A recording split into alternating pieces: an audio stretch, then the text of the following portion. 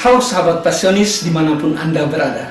Kongregasi Pasionis adalah sebuah tarekat religius Katolik Roma dengan karisma khusus sengsara Yesus.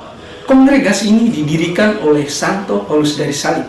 Ia dilahirkan pada tanggal 3 Januari 1694. Dalam menjalani kehidupan, Santo Paulus dari Salib juga menginginkan agar orang lain juga merasakan hal yang sama sebagaimana yang ia rasakan. Paus Benediktus ke-16 mengizinkan kepadanya untuk mendirikan kongregasi Pasionis. Dalam kongregasi Pasionis terdapat busana. Pertama, lencana.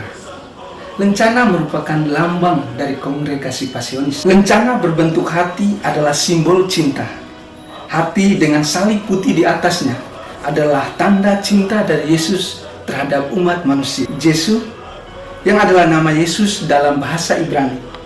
Yang kedua, XPI adalah nama Kristus dalam bahasa Yunani. Dan yang ketiga adalah Pasio, yang berarti sengsara dalam bahasa Latin. Ketiga paku ini mengingatkan kepada para Pasionis akan luka suci dari Yesus Kristus. Rosario ini digunakan oleh para Pasionis sebagai bentuk kecintaannya kepada Kristus tersalib melalui Bunda Maria. Selain tiga kaul, yakni kaul ketaatan, kaul kemiskinan, dan kaul kemurnian, juga harus mengikrarkan kaul khusus mengenangkan sengsara Yesus Kristus. Karya utama dari para Pasionis adalah doa dan pelayanan retret.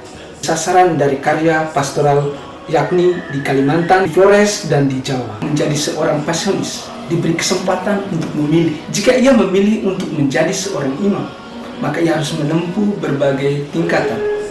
Yang pertama, topang. Orientasi ini dijalaninya selama 1 tahun. Berikutnya, yakni masa postulan selama 1 tahun. Dalam upacara pengikraran kaul, para novis akan memikul salib sebagai bentuk penghayatannya akan sengsara Yesus. Setelah mengikrarkan kaul perdana, seorang frater akan menjalankan studi selama 4 tahun. Para frater tuntut untuk menjalankan 3 hal di bidang spiritual. Dan yang kedua, berkaitan dengan bidang intelektual. Dan yang ketiga, di bidang emosional.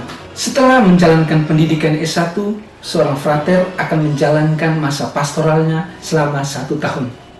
Setelah menjalankan masa pastoral selama 1 tahun, para frater akan melanjutkan pendidikan S2-nya di Pontianak, melanjutkan ke masa diakonat. Biasanya berlangsung dalam waktu 6 bulan.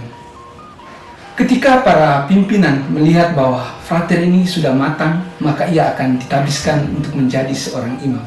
Bagi mereka yang memilih untuk menjadi bruder, maka setelah ia menerima kaul perdana, ia akan mengikuti kursus teologi kurang lebih selama 1 tahun. Dan setelah itu, ia akan diberi kesempatan untuk berkarya di rumah-rumah karya. Bagi para bruder yang memiliki potensi atau kemampuan dalam bidang-bidang tertentu, maka para bruder juga akan dikuliahkan sesuai dengan kebutuhan kongregasi.